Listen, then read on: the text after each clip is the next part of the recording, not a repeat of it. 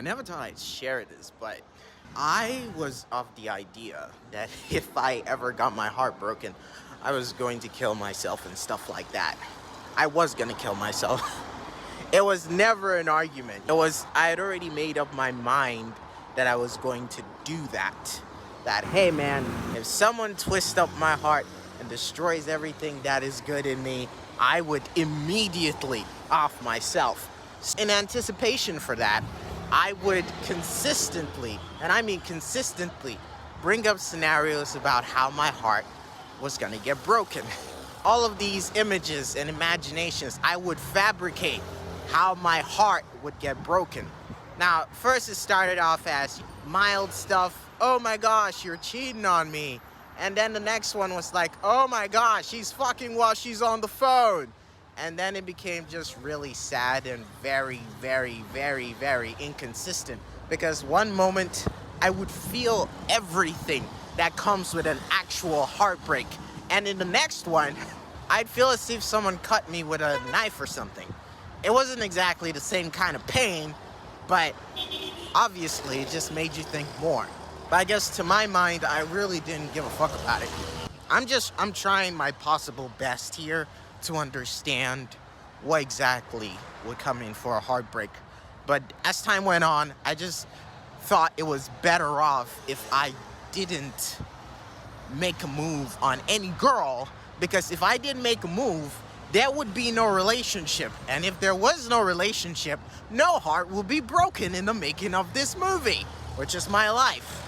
But that did not go as planned, because I also did not perceive the different outcomes. The outcomes where a girl was the one that made the move, in aspects where our situation put us together much more than I would have intended.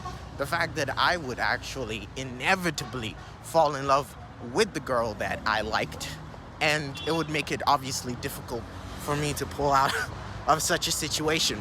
And I don't know, it was very interesting at first when I realized that, oh wow, I like this girl. I like this girl.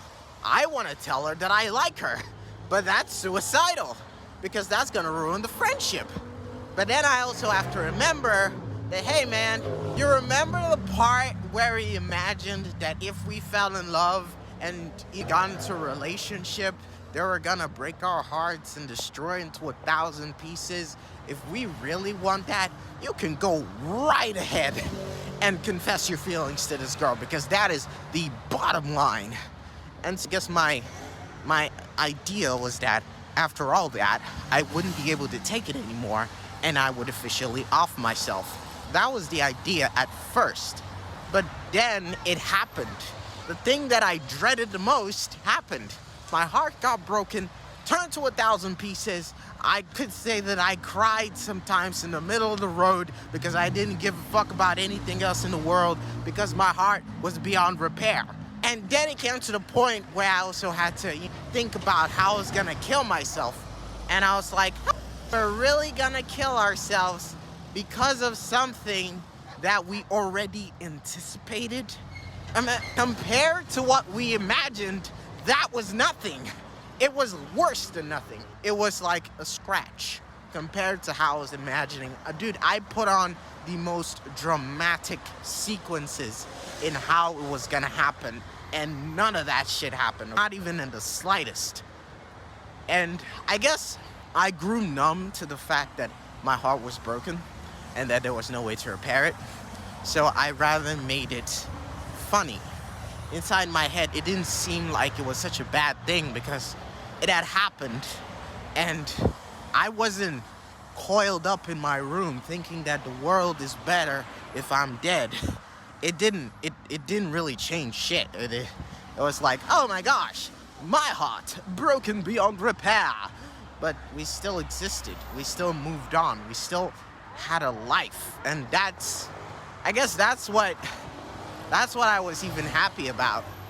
I had overthought every single thing that was going to happen, and in fact, I overcame it without even realizing it.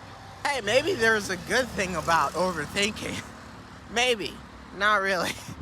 Because I also understand that I suffered for nothing. I over-imagined my pain, and then I felt that over-imagined pain for no reason. If I just gone through the experience of the heartbreak, it would have been less of a big deal than I made it to be. You know, it's almost as if I went through all of that imagination for nothing. If you're out there and you're afraid of getting your heart broken, well, chances are it might happen. But I would say it's an experience that you need to have. Sometimes people don't appreciate the love that they have because their hearts have never been broken, that they've never wanted something that has never wanted them back. Some people always get.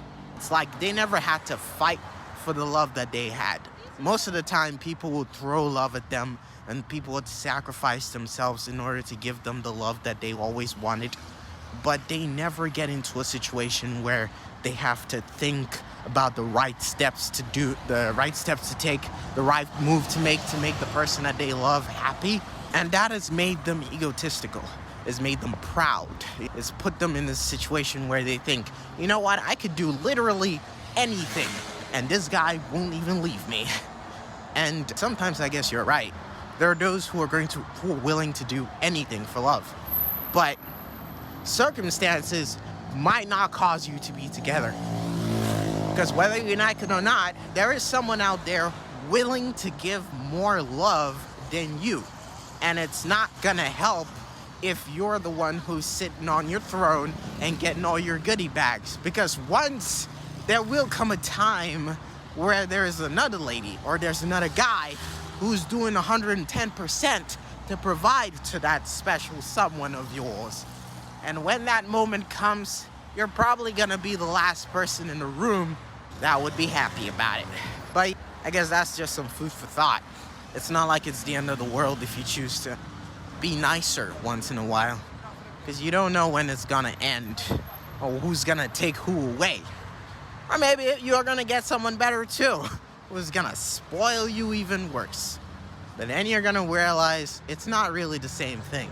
Because someone can spoil you so much, but you won't feel the love.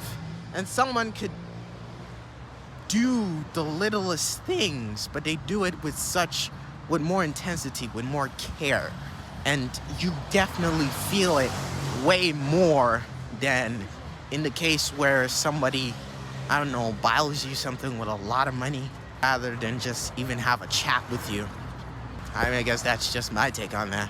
I'm gonna stream now, so you guys take care of yourselves, and we'll talk together again some other time. I don't know. Maybe we will, maybe we won't. We will see.